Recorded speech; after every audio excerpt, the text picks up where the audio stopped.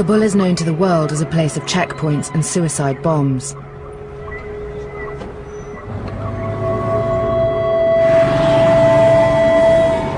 But it's a city with a hidden side. We're in West Kabul, in one of the poorest parts of the city, one of the highest rates of unemployment. I'd been told something was happening here that until recently was unknown in Kabul. Hundreds of addicts gathering to buy and take drugs. We've heard that the spot is under the bridge here.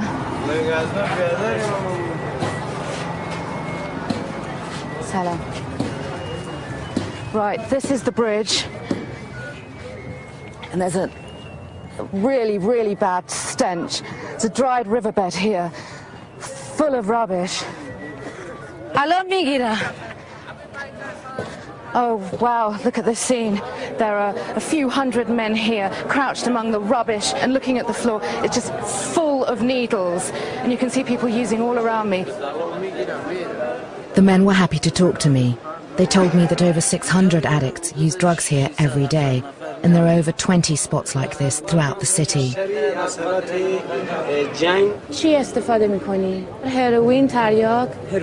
This gentleman here says everybody here is taking heroin. The UN estimates that 8% of the adult population has a drug problem, but the men told me of a new development. Every day, more and more young boys were turning up under the bridge, and they were all addicts. They called one boy over. Ibrahim is only 15. He'd been smoking heroin since he was 13. How many of your friends take drugs? Ibrahim says that 5 of his friends who are the same age as him, 15, are using drugs. He said he suffered from depression. Ibrahim says he started taking drugs because both his parents were killed 8 years ago in the war, in bombings. Other boys arrived to speak to me. The stories they told were of lives and families torn apart by the war. Najib is 16 and started using heroin when he was just 12 years old. Najib says that most of his friends use drugs. Yeah, they start young, they start from 11 years old. Over the last 8 years, drug cartels have started to refine their vast opium poppy harvests into heroin, a more addictive and profitable drug. Now the Afghan street price for powder, as it's known, is the cheapest in the world.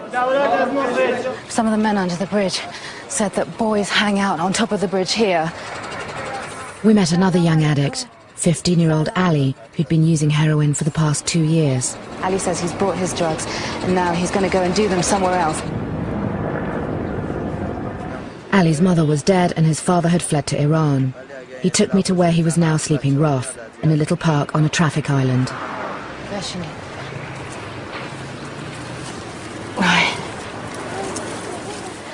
Ali preferred smoking away from the squalor under the bridge. He'd bought a wrap of heroin, about a gram, for just over £1. I wanted to know why he was so heavily addicted at such a young age.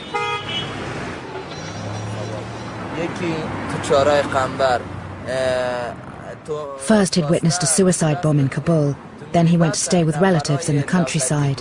He says while he was there, the Americans bombed his village, and dozens of people died. He saw bodies scattered everywhere.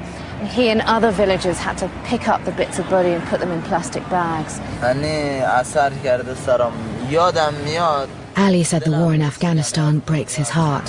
He says, I'd rather not live than live through this war. Sometimes I just want to kill myself. The psychological damage of the war and the flood of cheap heroin have contributed to addiction rates doubling in the last 5 years. We were told that the problem was so severe among the child population that some were taking desperate measures to fund their habits. One child agreed to meet us at a safe house and asked for his identity not to be revealed. Mukhtar is 13 years old and started taking heroin after his parents were killed by shelling in the city. He explained how he came into contact with the drug. From the age of 8 years old, he used to be paid money by drug addicts to guard them when they were doing their drugs. He started to smoke when he was 9, and soon he was struggling to feed his habit. Mukhtar, how do you earn the money for drugs? He pays for heroin by working as a child prostitute. Mukhtar says there's a man who looks after me. I stay with him at night, and that's how I get money for drugs. At 9 years old, did you know what was happening to you? Did you know what sex was? Mukhtar said he'd learnt about prostitution from other users. He says that children are selling their bodies here because there are no jobs, there's no work, many of them addicted. What would happen to you if people knew? He told me that homosexual relationships and prostitution are taboo in Afghanistan. They're looked upon very badly, and if you're caught, you could be shot dead.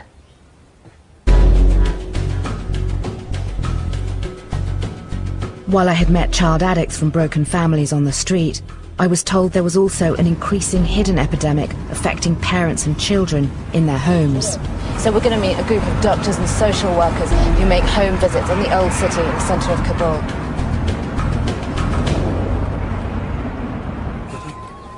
In this deeply conservative society, drug addiction is seen as a dishonour. So the Najat medical team have to visit families who are too ashamed to seek help. I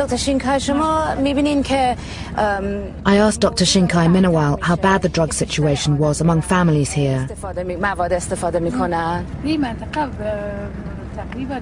In this area, there are about 130,000 families, and she says that 60% of them are addicted to drugs here.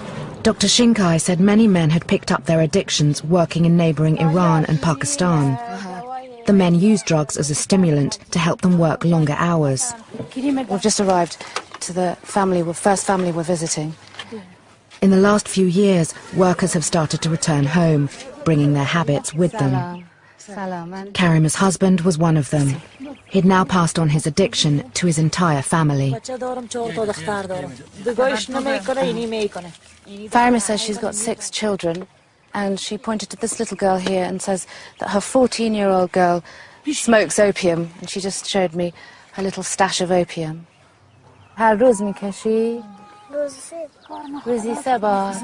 Farima says she smokes opium every day, 3 times a day. According to the UN, half of all drug users in Afghanistan give opium to their children. Okay. Everybody stop talking now because somebody's at the door outside, and they've become very nervous. There's a lot of stigma involved in drug addiction. We've been told we have to stop filming, we have to leave. We've got to put the camera down now.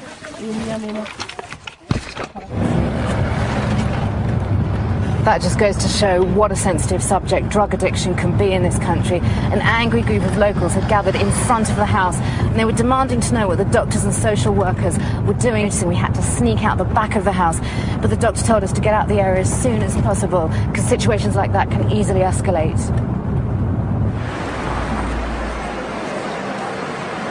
We just spoke to the doctors, and they told us that they've made it back here to the centre. Dr. Shinkai said that drugs are haram or forbidden in Islam. The doctor says that this is very dangerous work they're doing, that their team is frequently attacked. They've had stones thrown at them, and they've even been beaten up. She said more and more children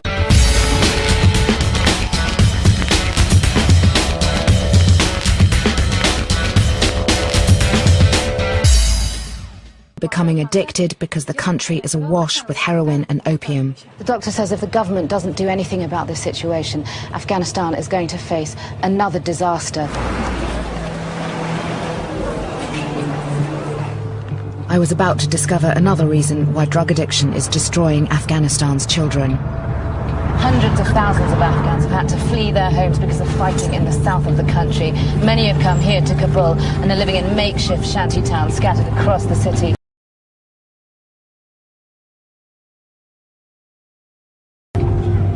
The Char Gambar camp is home to over 5,000 people who have fled fighting in Helmand province. Most have no access to hospitals or schools. I'm going to meet a man from a charity called Afghan that provides basic services for the refugee camp. He's going to take me in, introduce me to some families. Salam alaikum. Salam alaikum. نام من رامیتا هست. نام سید نجیب الله. به خاطر که این جنگ بسیار اثر کرده از سیستم Asad Najibullah said there were many child addicts here, and not just for psychological reasons. Once again, the war was to blame. He says many of the children here have lost limbs because of the war. They've been severely affected by what's happened to them, and they're very poor, and they've got no money for medicine. He introduced me to Zarima, who was hooked on opium. This little girl is 3 years old, and you can see that she's lost her arm.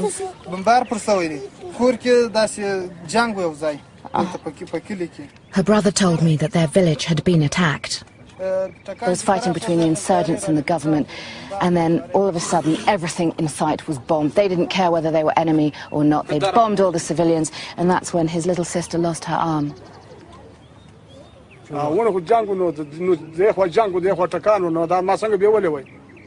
Her father, Mirajan, said he had no option but to give his little girl opium. He says, I couldn't get to a doctor, there was no medicine, what could I do? Since then, Mirajan had tried to stop giving her opium, but she'd suffered severe withdrawal symptoms.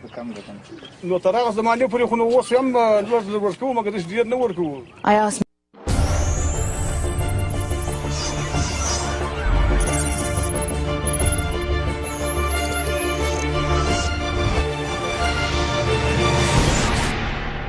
Documentary TV. Mirajan when he thinks Zarima will stop taking opium, and he just said simply, well, I have to give her opium because she's an addict. Najibullah took us to meet another family. Salam alaikum. Gul Jumeir is also addicted to opium. Her father told me what happened. Said Ghulam has just showed us his 10-year-old daughter here. A bomb hit their house during fighting. He lost 4 of his children. 2 of his children were badly injured, including Gul Jumeir.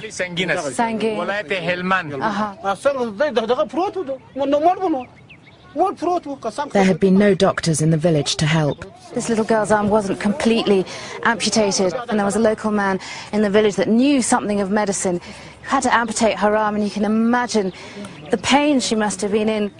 That had happened 2 years ago, and she was still in pain. Now opium was part of her daily life. He says that he doesn't have much money, but he still has to give his daughter opium, and he says that opium is much cheaper than a painkiller that you get in a chemist. And he says you just need a tiny little bit of opium to ease the pain. It's very strong. The families I met were left to fend for themselves. Government doctors rarely come to the camp, and too few aid agencies are equipped to deal with child addicts. I wanted to find out the extent of drug use outside the capital. We headed 300 miles north to Badakhshan, one of the most remote and poorest areas of Afghanistan. You can see just how isolated this area is. In the last 5 hours we've been driving, we've only passed a couple of cars. Every now and again you can see a village dotted in the mountains. And for 6 months a year, most of this area is completely cut off from the outside world when it snows during winter. Criminal cartels, insurgent groups and corrupt government officials reportedly smuggle a quarter of all Afghan heroin through these valleys into neighbouring countries. The province also used to be one of the main opium poppy growing areas until an attempted eradication campaign. We went to a former opium farming village, Razrak, to find out what had happened since then. Salam alaikum. خوشحال شدم. رامیتا هستم. سلام علیکم. مشکلات بزرگ چی ان اینجا؟ Chief Dwabeg told me there were 400 people in his village, and now all of them used opium. He says we've got so many problems in this village, but our biggest problem is drugs. We've got so many villagers who are addicted. Men, women, and even the children of our village are all addicted to drugs. We were taken to meet a family. Salam alaikum. Salam alaikum. Naam man Ramita hast. Talib Shah and his wife Mary Nagar told me out of their 6 children, 3 of them were opium addicts. 11-year-old Sangin Mamad had been smoking the drug since he was 3 years old. Soon as his dad said, "It's time to smoke," he jumped up, knew exactly what to do. He just put his head on the pillow and he lay down here, and he's just waiting for his dad to give him opium. Talib Shah explained his son has to smoke 3 times a day, otherwise he suffers from painful withdrawal symptoms.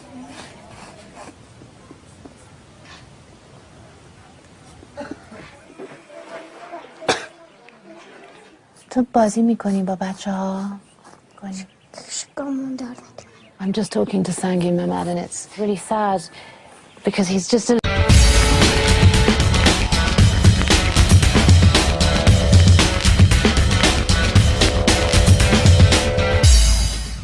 little boy, but he's just out of it. He's talking to me in a whisper, you just saw, and he says that when he doesn't smoke, he feels real pain. And I asked him, do you ever go out and play with the kids, play with other kids? And he said, no, I'm just in pain. Mary Nagar originally gave her son opium to cure a stomachache, but now the family take the drug for a very different reason. Mary Nagar says there's not enough food to feed the whole family, and when you smoke opium, you lose your appetite. Why don't you spend your money on food rather than opium? Talib Shah said food was more expensive than opium. To feed the whole family for a day costs about £3, but to buy about this much opium, which lasts a day, costs about £2. And when they take this, they feel less hungry, so they eat less. Do you have food in the house now? Mary Nagar just brought me over to show me what food they've got to eat tonight. There's this flask of tea and just these 2 pieces of dried old bread. And this is to feed 9 people in this family. Mary Nagar saying this bread is all we've got. We've got nothing.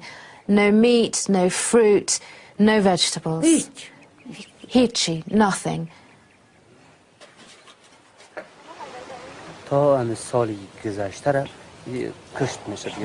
Outside, Joabek said they used to make enough money from growing opium to buy food.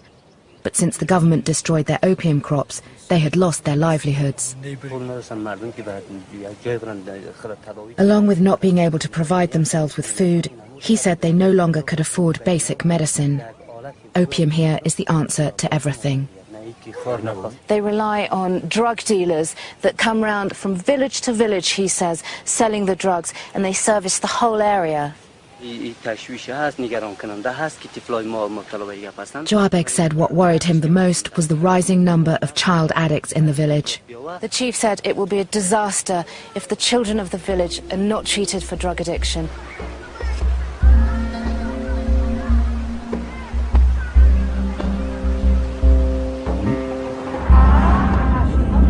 Access to drug rehabilitation in Afghanistan is severely limited. There's only one centre in Kabul that helps children. Funded by the US State Department, Sangha Amaj was originally set up to treat women. But recently, patients were turning up with their children, who were also addicts. There's only room for 20 children. For the first part of the treatment, they're forced off the drugs, a process known as cold turkey. This causes excruciating headaches, joint pain, vomiting and shivering.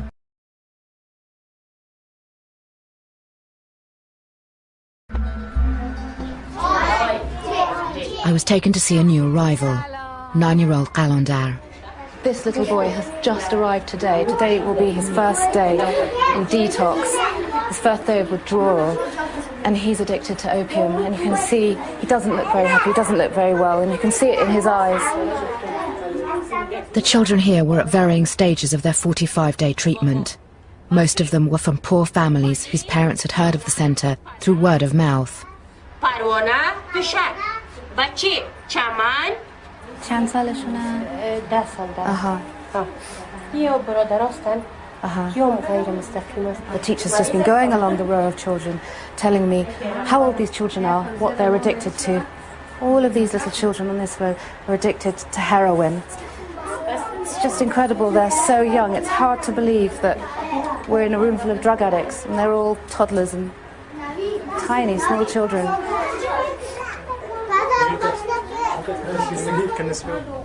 I spoke to some of the children about their experience. These little boys are in detox right now. It's only their third day. I asked 5-year-old Yahya if he knew why he was here. Yahya said that I'm here to kick the habit because I'm on powder. He means heroin. Rahula explained why his little brother had been taught to smoke heroin. He says that he was given it because he had toothache. He says that his addiction got so bad that he'd cry when he didn't have it, and he'd start chewing old bags of heroin. 12-year-old Chaman became addicted by inhaling her father's heroin smoke. I asked her if giving up was hard, and she said, it was really hard. It took a week, and the whole of my body burnt and ached.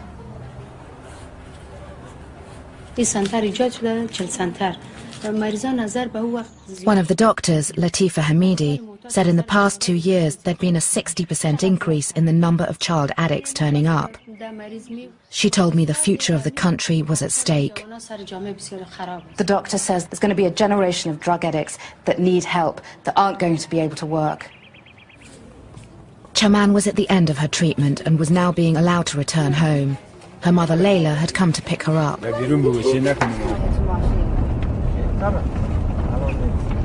You can see that Chaman is smiling now. She was crying when she left the centre. That's because she's just found out that her father's not home.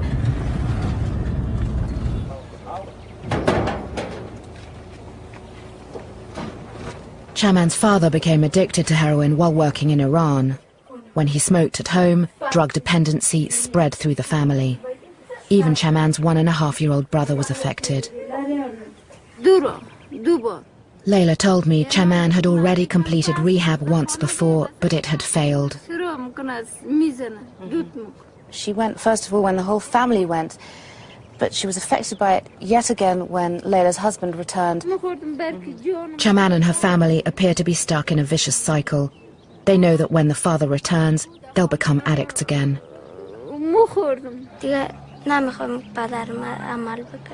All Chaman wishes for in her future is that her father stops using heroin. She says, I just want him to get better. UK aid to Afghanistan is being increased by 40%. None of it is currently dedicated to any drug treatment programs. While the world's focus is on the fight against the Taliban, Afghanistan is being consumed from within by an equally serious and long-term threat. If you want to find out more about drug addiction in Afghanistan or any other issue covered on Unreported World, please visit our website at channel4.